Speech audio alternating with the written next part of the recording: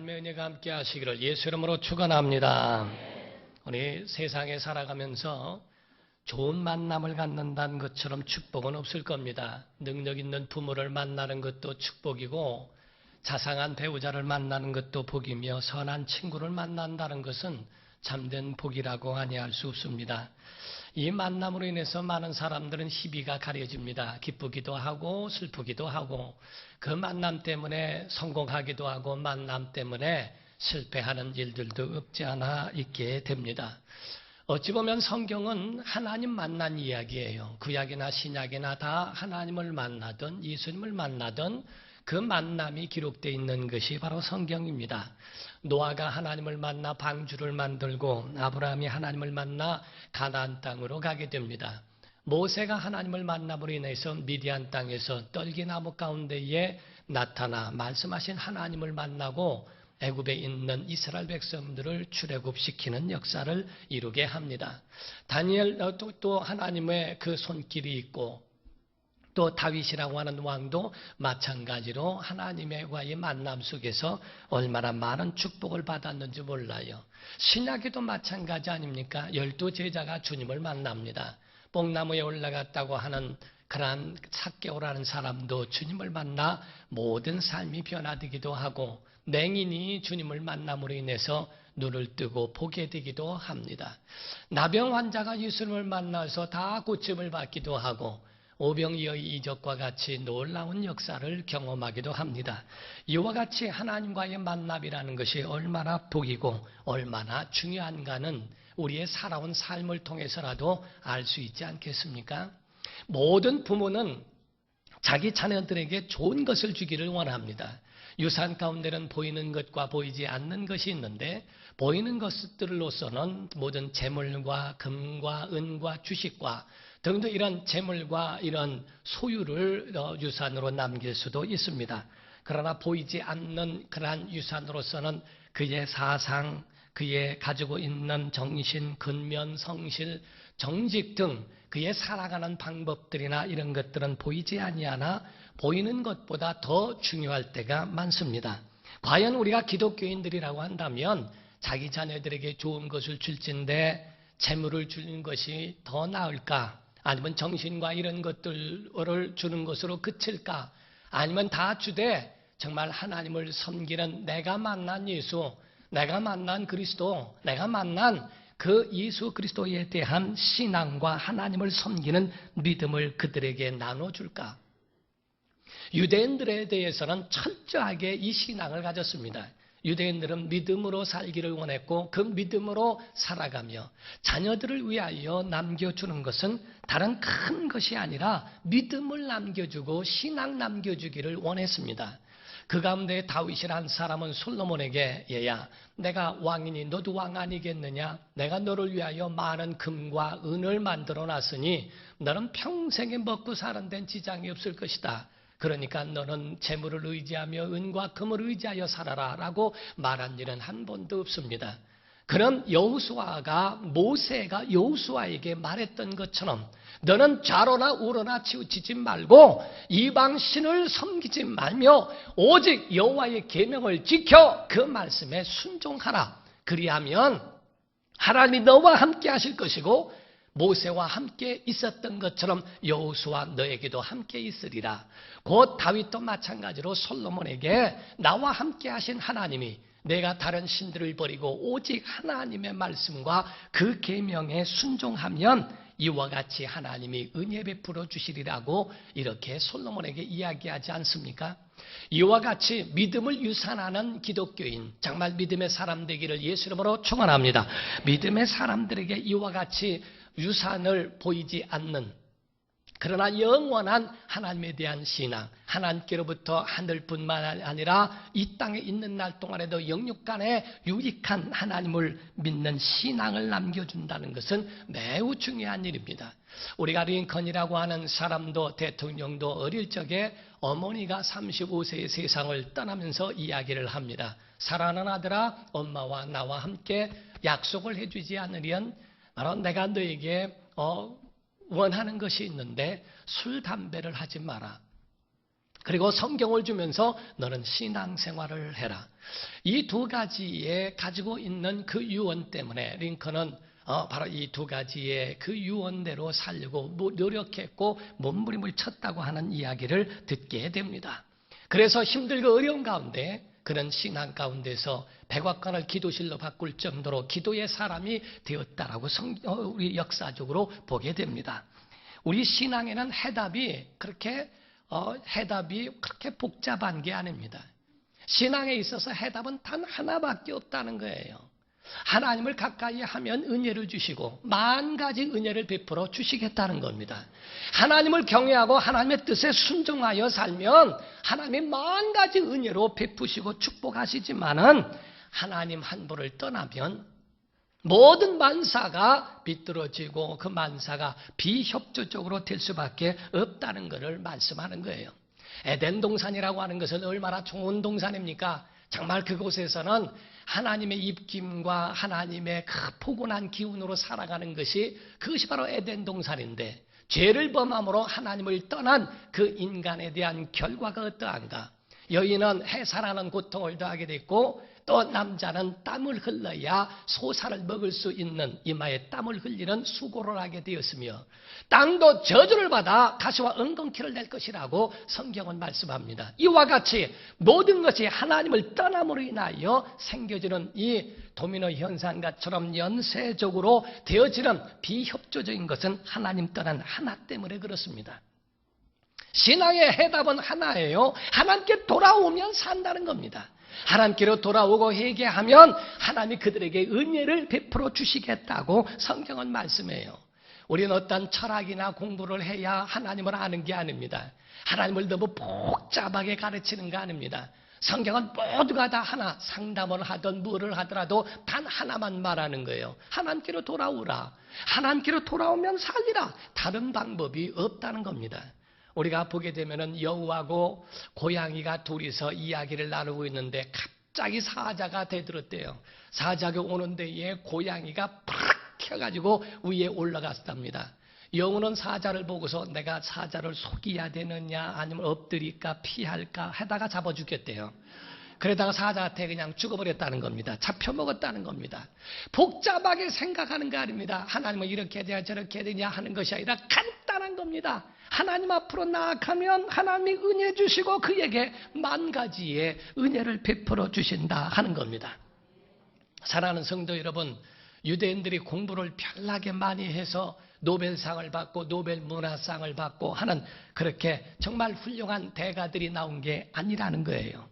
그들은 단 한 가지 신명기에 있는 6장 4절 이하에 있는 말씀처럼 오직 여호와의 말씀을 그대로 순종하고 그 말씀을 따라서 그 말씀을 붙들고 살아가는 믿음이라는 겁니다. 그들에겐 자존감이 없습니다. 왜냐하면 다윈도 철회한 그 진화론이 있죠. 그런데 오늘날 그것을 계속 신봉하고 있는 것이 너무나 안타깝다 이게요. 사람은 원숭이가 아니고 사람은 하나님의 형상이라는 것을 믿었고 우리는 하나님의 백성이기 때문에 너희로 말미암아 열방이 복을 받으리라. 유대인들은 자기들로 인하여 열방이 축복을 받는다고 믿는 얼마나 큰 자존감이 높은지 몰라요. 사람이 자꾸 동물이라고 생각하니까 동물적 본능이라고 하는 것을 표현하고 동물같이 생각하고 그렇게 행동하는 것이 그것이 얼마나 하나님 보시기에는 웃으실 만한가. 우리가 탈무드에 보면 그런 이야기가 있습니다. 마귀가 하루는 술하고 와서 술에다가 피를 섞었다는 거예요. 레위기 17장 11절 이하에 보게 되면 모든 짐승들에게서 피는 먹지 마라 라고 되어 있습니다. 오늘날 기독교인들 구약에 있는 말씀이라 상관없다고 하지만 될 수 있으면 피 먹지 말아야 합니다. 그런데 그 피에 대하여 불tak불tak, 물론 그 속에 고기 안에 들어있고 한 걸 어떻게 하겠어요? 그러나 그 피덩어리나 이런 거를 생피를 먹고 이런 것은 절대 성경이 금하고 있는 이유가 그 피에는 생명이 있음이라고 말했고 그 피에 특성이 있기 때문에 그 특성이 그 몸에 나타난다는 거거든요. 그런데 마귀가 와서 피를 섞었다는 겁니다. 그 특성. 그래서 술 안에다가 첫 번째는 원숭이 피를 섞었대요. 두 번째는 사자 피를 섞었답니다. 세 번째로는 돼지 피를 섞었답니다. 그래서 탈무드 가운데 얘기하면은 사람들이 술을 마실 때 처음에는 흥이 나가지고 원숭이처럼 춤추고 놀고 노세 젊어서 노세 한다는 거예요. 조금 더 먹고 술 취하게 되면은 하는 것이 소리 질러가면서 어디서 이렇게 배짱이 나왔는지 사자 같은 배짱이 나온다는 겁니다. 그 피의 특성 때문에. 그러다가 더 취하면은 시궁창에도 빠지고 그저 가다가 그냥 전봇대 붙들고 있기도 하고 제가 그 전에 전봇대 붙들고 있는 분을 봤는데요. 어떤 분이 이야기 가운데 전봇대를 붙들고 1시간을 있더래요. 그래서 지나가던 사람이 하도 안타까워서 아니 왜 전봇대를 붙들고 있냐고 제가 도와드릴까요? 그랬더니 나는 괜찮은데 이 전봇대가 넘어지려고 그래가지고 내가 1시간째 붙들고 있는 거라고. 사실은 자기가 넘어지는 건데 하듯이 이와 같이 바로 사람은 다른 동물적인 그러한 것이 아니고 하나님의 형상을 따라 지음받은 그러한 피조물이라는 것을 이야기하거든요. 사랑하는 성도로 우린 철칙을 아셔야 됩니다. 복은 하나님이 주시는 겁니다. 사랑은 하는 것이고 행복은 만들어가는 것인 줄 믿습니다. 성도들에게 가장 중요한 요소가 있는데 예배가 중요한 요소예요. 구약에는 제사라고 그랬고 신약에는 예배라고 말했습니다. 성격에는 차이가 있고 구약적이냐 신약적이냐는 차이가 있지만 의미는 같습니다. 제사를 통하여 하나님 앞에 영광을 돌렸고 오늘날에는 예배를 통하여 하나님 앞에 나아가는 믿음의 삶인데 많은 사람들은 이 예배를 소홀히 하기도 하고 이 예배에 대하여 깊이 중요성을 알고 그 예배 가운데에 성공하기를 사모하는 사람들도 있습니다. 사람들 가운데는 보이는 것으로만 자꾸 그 근거만 찾아 그것으로 원인을 찾아내려고 하지만은 재앙의 원인이나 축복의 원인은 보이는 것에 있는 게 아니고 보이지 않는 것에 있다는 것을 아셔야 합니다. 수도꼭지에 물이 나오지 않는 것은 꼭지에 문제가 있는 게 아니에요. 이미 물이 오지 않고 있는 겁니다. 스위치를 올려도 전기가 통하지 않는 것은 그것은 전기의 스위치의 문제가 아니라 전봇대에서부터 오고 있는 그 전선에 문제가 있을 수 있습니다. 보이지 않는 것에 원인이 많고 보이지 않는 것에 해결책이 있는데도 사람들은 보이지 않는 것을 별로 중요하게 여기지 않는다는 데에 문제가 있습니다. 원인은 믿음이냐 죄악이냐? 믿음도 보이지 않고 죄악도 보이지 않습니다. 그러나 믿음은 해결책이 될 수 있고 죄악은 하나님의 진노를 불러 일으킬 수 있는 강력한 그러한 죄악의 능력이 있다는 거예요. 오늘 사무엘하 24장을 보게 되면 다윗이 큰 실수 하나를 하게 됩니다. 무엇을 하냐면 인구조사를 하라고 말합니다. 24장 1절을 보게 되면 거기에 여호와께서 다시 이스라엘을 향하여 진노하사 그들을 치시려고 다윗을 격동시키사 가서 이스라엘과 유다의 인구를 조사하라 하신지라. 그러니까 그 마음속에 하나님을 떠나 그 마음속에 벌써 하나님에 대한 마음에 대하여 자기의 의의가 올라오기 시작했다 이거야. 하나님은 그에 대해서 그 마음을 그냥 격동케 되도록 그냥 내버려 두시게 됩니다. 그러므로 여기서 인구조사를 하는데 2절입니다. 이에 왕이 그 곁에 있는 군사령관 요압에게 이르되 너는 이스라엘 모든 지파 가운데로 다니며 이제 단에서부터 부엘세바까지 인구를 조사하여 백성의 수를 내게 보고하라. 여기서 단에서 부엘세바라고 하는 말은 한라산에서 백두산이라는 뜻입니다. 한라산에서 백두산까지 모든 한반도에 있는 인구를 조사하라. 여기서 말하는 인구조사라고 하는 것은 우리가 말하고 있는 단순한 사람의 숫자를 말하는 게 아닙니다. 이스라엘이 말할 때는 신약에도 말하고 있는 것처럼 여자와 아이 외에 5,000명이었더라. 여자와 아이는 제외하고 칼을 뺄 수 있는 군사력, 그 얘기를 하는 겁니다. 그래서 칼을 뺄 수 있는 그러한 군대를 조직하고 그렇게 막강한 군대의 세력을 할 수 있는 사람이 몇 명이냐 한번 봐라 하는 그 얘기입니다. 여기서 4절이 이야기합니다. 3절을 얘기합니다. 요압 장군이 말하는 거죠. 왕께 아뢰되 이 백성이 얼마든지 왕의 하나님 여호와께서 100배나 더하게 하사 내 주 왕의 눈으로 보게 하시기를 원하나이다. 그런데 내 주 왕은 어찌하여 이런 일을 기뻐하시나이까? 왜 군사력을 만들려고 합니까? 하나님이 더 큰 능력과 은혜를 베푸실 텐데 왜 칼뺄은 그런 인구를 조사하라고 그런 걸 왜 좋아하십니까? 왜 세상적인 걸 갔습니까? 하는 얘기입니다. 그런데도 4절에 왕의 명령이 요압과 군대 사령관들을 재촉한지라 어쨌든 시끄럽고 그대로 해라 하고 이야기를 합니다. 그래서 그때 요압과 사령관들이 이스라엘 인구를 조사하려고 왕 앞에서 물러났더라고 돼 있습니다. 그런데 성경에 9절을 봅니다. 9절을 보게 되면 요압이 백성의 수를 왕께 보고하니 곧 이스라엘에서 칼을 빼는 담대한 자가 80만 명이요 유다 사람이 50만 명이었더라. 이렇게 말하고 있죠. 그러니까 단순한 인구조사, 어린아이가 몇 명이고 노인이 몇 명이고 이렇게 보는 것이 아니라 여자가 몇 명이고가 아니라 칼을 뺄 수 있는 군사력에 대한 부분을 이야기하는 거예요. 그때 하나님은 기뻐하지 않았다는 겁니다. 그로 인하여 다윗이 그 마음에 죄책감을 갖습니다. 10절입니다. 다윗이 백성을 조사한 후에 그 마음에 자책하고 다윗이 여호와께 아뢰되 내가 이 일을 행함으로 큰 죄를 범하였나이다 라고 이야기를 합니다. 죄가 그 속에 들어왔어요. 하나님 앞에 자기 의를 드러내고 군사력, 하나님의 은혜로 자기가 왕이 된 게 아니고 이제 자기의 나라가 보호되고 튼튼해질 수 있는 것은 이와 같은 군사력의 확보라고 하는 것으로 마음에 잠깐 비뚤어 나간 것에 대한 실수를 말합니다. 그때의 선지자 된 가시라고 하는 선지자에게 하나님의 말씀이 임하여 다윗에게 깨닫게 하십니다. 13절을 보십니다. 13절에 말씀하기를 가시 다윗에게 이르러 아뢰어 이르되 왕의 땅에 7년 기근입니까? 아니면은 석 달 동안의 도망입니까? 아니면은 사흘 동안의 전염병입니까? 하나님이 이제 그 진노를 갚으실 텐데 세 가지 중에 하나를 선택하시오.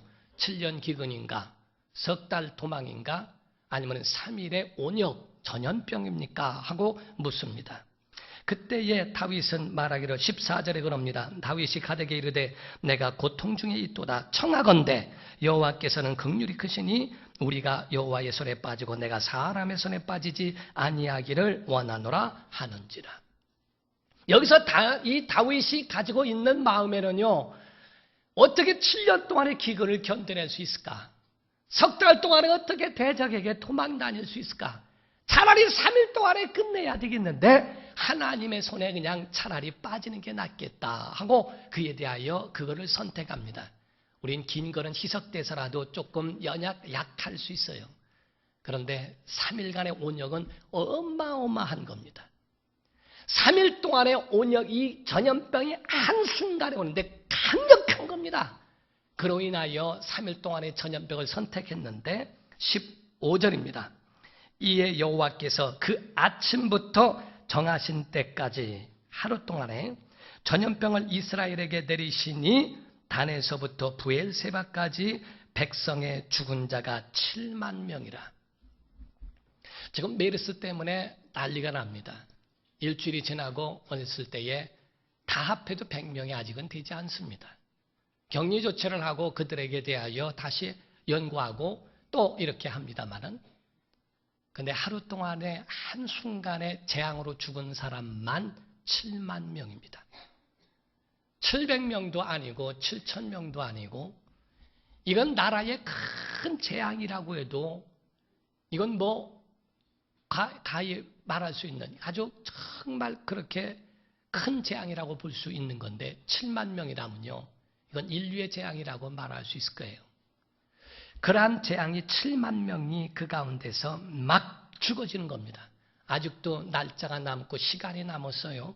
16절입니다. 천사가 예루살렘을 향하여 그의 손을 들어 멸하려 하더니 여호와께서 이 재앙 내리심을 뉘우치사 돌이키사 백성을 멸하는 천사에게 이르시되 족하다 이제는 내 손을 거두라 이렇게 말씀했죠. 하나님이 보실 때 이 세상에 하나님의 진노와 재앙이라는 것에 대한 경고를 말씀하시는데 그 경고에 의한 것이 사람들은 그것을 우연하게 여기고 보이는 것에서 바이러스에 의한 것이라고만 이야기하지만은 하나님께서 강력하게 말씀하시면 행하시면 그것을 과연 피할 자가 있을까? 하나님이 요구하신 것은 옛날이나 지금이나 똑같다는 겁니다. 니느웨 땅에다가 단 한마디 회개하라 이 말 한마디입니다. 요나가 가서 외쳤던 거 회개치 않으면 40일 뒤에 유황불로 이곳이 완전히 쑥대밭된다는 이야기입니다. 소돔과 고모라도 말했고 폼페이도 마찬가지입니다. 우리가 세상의 멸망이라고 하는 것은요, 세상의 멸망은 무지와 무능에도 있습니다. 그 민족이 약하고 아는 자가 없고 연약하니까 속국이 되는 경우도 있습니다. 그러나 그 강대한 나라가 망하는 이유 중에 가장 큰 원인은 부패와 타락에 있는 거예요. 하나님 보실 때에 부패가 크고 그리고 하나님 보실 때에 타락함이 온 세상을 멸망케 하는 원인이 된다는 겁니다. 우리는 재앙과 이런 것이 올 때에 하나님의 경고인 걸 알아야 합니다. 교회가 회개하고 우리 모든 심령들이 먼저 나라의 아픔을 끌어안고 기도해주고 그 가운데서 함께 예배할 때라고 하는 마음과 하나님께로 돌아가야 한다고 하는 그 마음에 영적 회복이 필요합니다. 오늘 본문 말씀에는 재앙을 하나님이 내리신 이것에 대하여 이제 그 부분을 이겨낼 수 있는 그 재앙을 그칠 수 있는 방법까지도 성경이 이야기하고 있어요. 하루 동안에 7만 명이나 그리 사라져버리는 그 죽음으로 몰아가고 있는 이 전염병이 무엇인지는 모르지만 그렇게 됩니다. 해결책이 18절에 있습니다. 18절에 나옵니다. 이날에 가시 다윗에게 이르러 그에게 아뢰되 올라가서 여부스 사람 아라우나의 타작마당에서 여호와를 위하여 제단을 쌓으소서. 제단이란 말은 제물을 올려놓고 제사하기 위함인데 제단을 쌓으소서. 이는 예배하소서. 하나님 앞에 제사하소서 예배하소서 하는 말입니다. 19절에 다윗이 여호와께서 명하신 바 가셈발대로 올라가니라. 예배하기 위해 제사하기 위해 아라우나의 타작마당 거기가 베델이요 거기가 바로 예배의 장소와 같은 곳임을 말합니다. 그럼으로써 거기에 올라가는데 그때에 보니까 아라우나라는 사람이 헌신하게 되죠. 자, 22절을 보게 됩니다. 아라우나가 다윗에게 아뢰되 원하건대 내 주 왕은 좋게 여기시는 대로 취하여 드리소서. 내가 헌신합니다. 그래서 번제에 대하여 번제가 필요합니까? 우리 집에 소가 있습니다. 뗄 나무가 필요합니까? 내게 마당지라는 도구가 있고 소의 멍에가 있습니다. 공짜로 드리니까 다 이것 가지고 행하소서, 제사하소서 하고 이야기합니다. 헌신이 그에게 있었어요. 그런데 다윗의 마인드가 있어요. 여기서 아라우나가 이야기하고 많은 사람들은 그 제사의 원리를 알았어요. 23절입니다. 왕이요 아라우나가 이것을 다 왕께 드립니다. 헌신합니다. 하고 또 왕께 아뢰되 왕의 하나님 여호와께서 왕을 기쁘게 받으시기를 원하나이다. 성경의 원리 가운데는 하나님은 제물을 기뻐하지 않습니다. 제물을 드리는 자를 기뻐합니다. 그래서 창세기에 보는 가인과 그 제물은 받지 아니하시고 아벨과 그 제물은 받으시니라. 가인이 제사한 것에 대하여 하나님은 제물은 받고 가인을 버리신 것이 아니라 가인은 받지 않으시고 그 제물도 아벨과 그 제물은 받으시더라. 왕이여 여호와께서 왕을 기쁘게 받기를 원합니다 하고 이야기합니다. 그때에 24절이 이 왕 다윗이 가지고 있는 예배의 마음이요 예배의 태도요 예배에 대한 신앙이요. 24절입니다. 왕이 아라우나에게 이르되 그렇지 않다. 내가 값을 주고 내게서 살이라. 헌신합니다 하고 말하는데 아니다. 산다. 값없이는 내 하나님 여호와께 번제를 드리지 아니하리라 하고 다윗이 은 50세겔로 타작마당과 소를 샀더라고 돼 있어요. 오늘날 예배가 정말 우리 심령 가운데 어떠한가? 하나님이 요구하시는 예배가 무엇인가? 오늘날 자기 중심으로 예배하지는 않는가? 내 중심으로 예배하고 싶으면 하고 말고 싶으면 말고 내가 원하는 대로 예배하는 건 없습니까? 예배 가운데에 핸드폰은 쉬게 하고 예배 가운데에 다른 것에 대하여는 마음을 돌이키지 않고 오직 예배에 집중하고 그분 앞에 은혜를 구하는 믿음에 집중하는 예배에 성공이 있는가? 한 사람의 잘못이 온 백성에게 재앙을 옵니다. 한 사람의 제사가 그 재앙을 먹게 하고 그치게 합니다. 한 사람의 그 예배의 성공과 실패가 어느 정도인가? 가인의 제사의 실패에 의하여 살인자가 나옵니다. 아브라함의 제사의 실패에 의하여 바로 400년 동안에 종노릇하는 그런 일이 나오게 됩니다. 제사의 성공이냐 제사의 실패냐, 예배의 성공이냐 예배의 실패냐. 오늘날 사람들, 사울이라는 사람이 버림받은 이유가 뭡니까? 다른 거 아닙니다. 야, 사무엘이 늦게 오니까 전쟁해야 되는데 사무엘 늦게 오지 않냐? 재물 갖고 와라. 내가 제사하겠다. 제사해버리는 데 문제가 있어요. 제사는 해버리는 게 아닙니다. 제사는 하나님 앞에 자기의 믿음을 다하여 하나님 앞에 자기 자신을 보이는 거예요. 그런데 그것에 대하여 자기 자신의 믿음을 보이는 태도가 아니고 예배라고 하는 것에 마치 인간에게 보이기 위한 하나의 자기의 예의요 그러한 것으로 나아간다. 말라기 선지자에 의하여 보면은 제사장들이 제사에 대하여 너무나 번패스럽다고 불평한다는 게, 아이고 왜 그렇게 번패스럽고 번거로워? 이걸 뭘 만들고 또 저걸 만들고 이 한여름에 그냥 에봇을 입고 돌아다니, 아이고 이렇게 그렇게 복잡하게 만들 이유가 있을까? 하고 제사장들이 그렇게 한다는 거예요. 왜 이렇게 번패스럽게 하는가? 과연 예배에 대하여 하나님을 어떻게 보고 있냐는 겁니다. 왕이 아니라 값없는 흔한 싸구려 예배하지 않겠다. 세상에는 큰 물질을 써도 팍팍 자기의 유흥을 위해서는 팍팍 써도 선한 일에 의로운 일에는 참 인색하고 아무것도 하지 않는, 예배 가운데 하나님의 은혜에 대하여서는 전혀 상관하지 않는 믿음 없는 싸구려 예배는 하고 있지 않는지.